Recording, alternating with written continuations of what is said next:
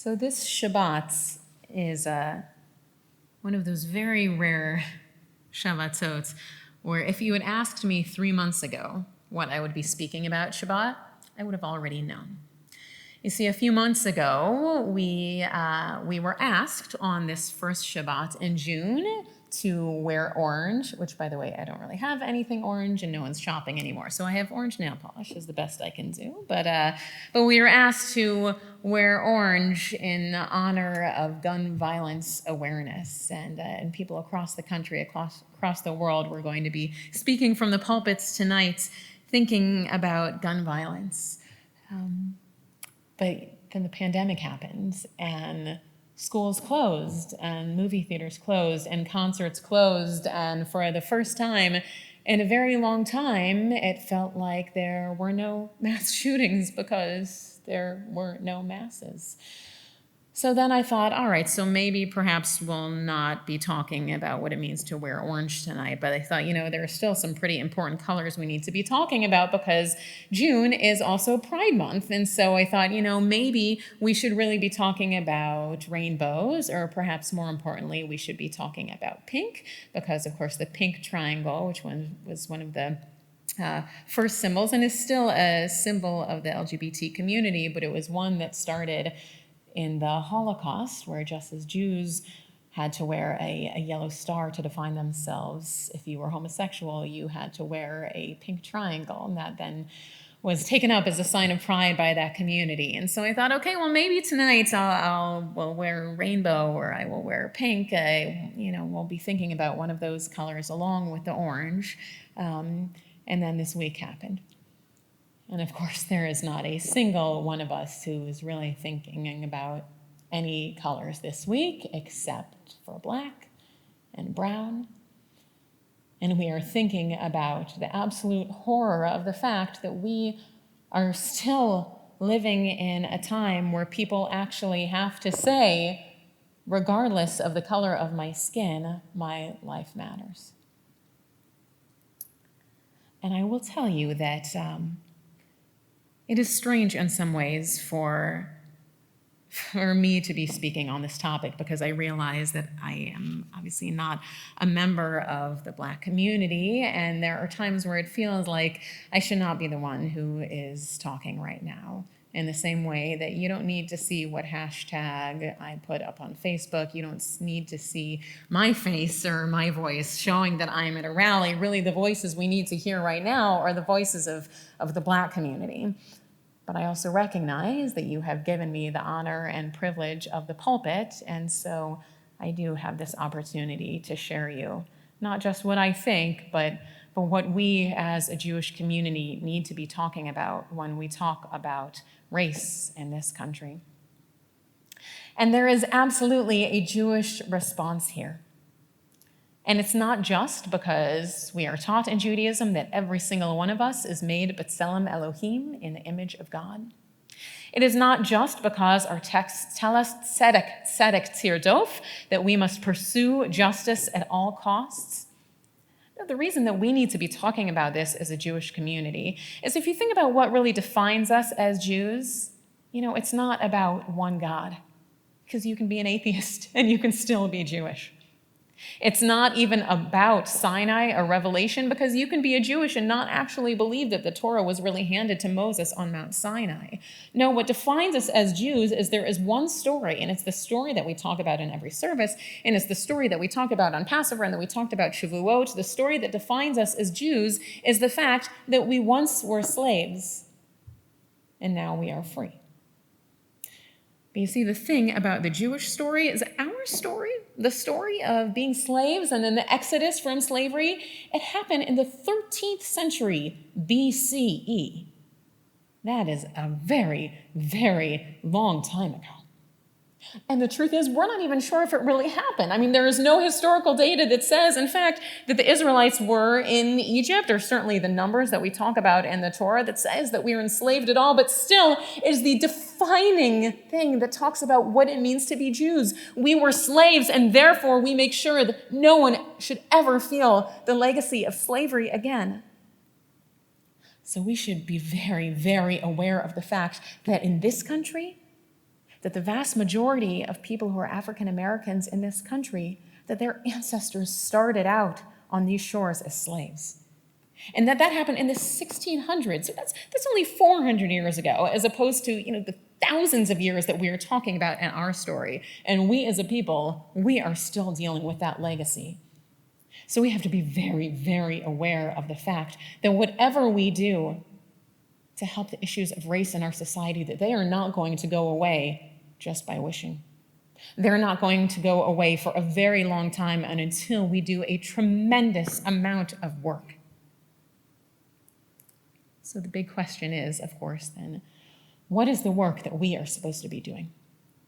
What is the work that we should be doing so that we can dismantle the system of oppression and racism in this country?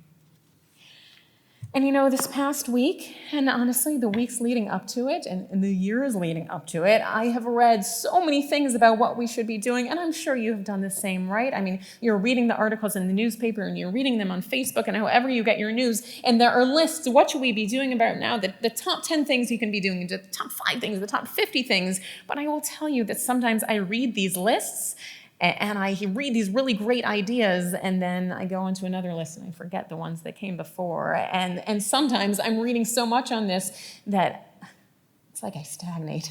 And I don't really know what to do because there's just so much. So what I would like to do for you tonight is I just want to offer you one word. I want to offer you one word in the hopes that maybe this will be the thing that will stick with you, that you can go on and teach your children and teach your parents when you are wondering, what can I do? The word is aid. Now, aid, of course, it is a word in English as well.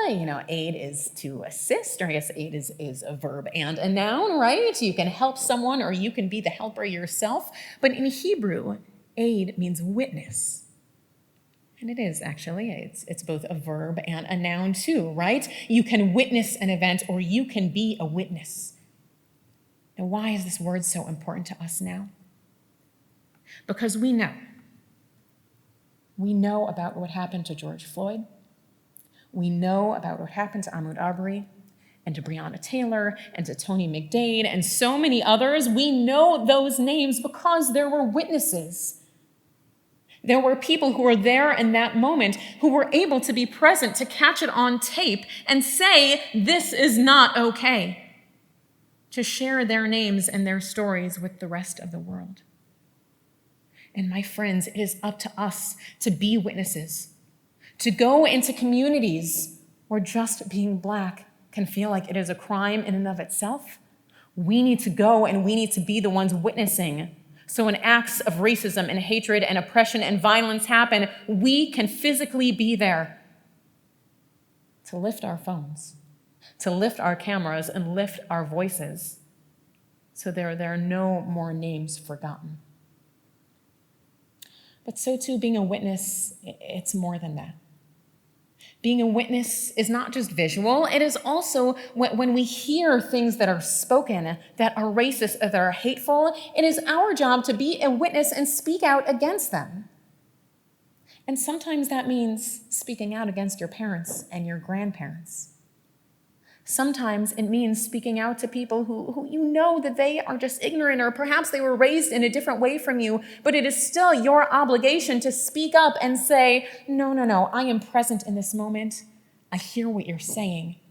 I can read your words, and this is not okay. Just this past week on Facebook, I have seen conversations among some of my friends, and while I know that some of them have been difficult, I have been so proud of the ways that even members of this community have been trying to engage in dialogue, to call people out when they are using terms and ideas that don't seem right to them, but not to do so in a way that furthers hate, but to really say, let's have a moment where we educate each other so that we aren't using these hateful ideas, these racist ideas again. But so much of being a witness, it's actually not about being physically present. It's not even about what we say or what we write. The most important thing that we can do to be an aid, to be a witness, is to listen.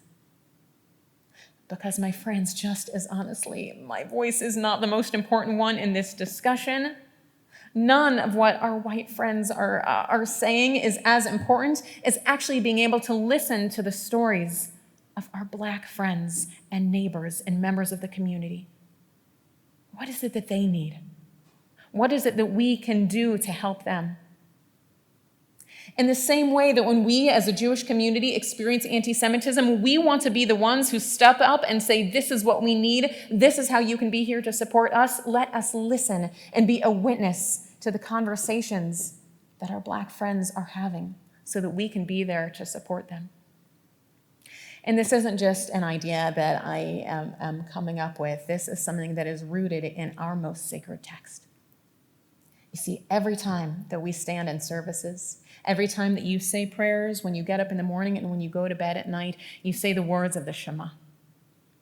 But these words of the Shema are not just about the oneness of God. You see, when you read Shema in the Torah, it doesn't look just like any other word, any other phrase. There are two letters that are set apart.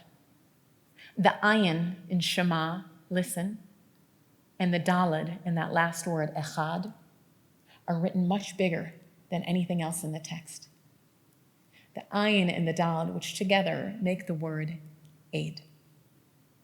To Shema, to listen, means that we can be a witness.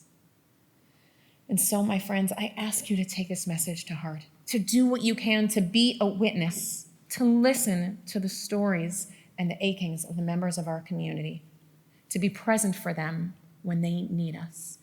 And I'll ask you, if you will, at home, to join me in those words of the Shema.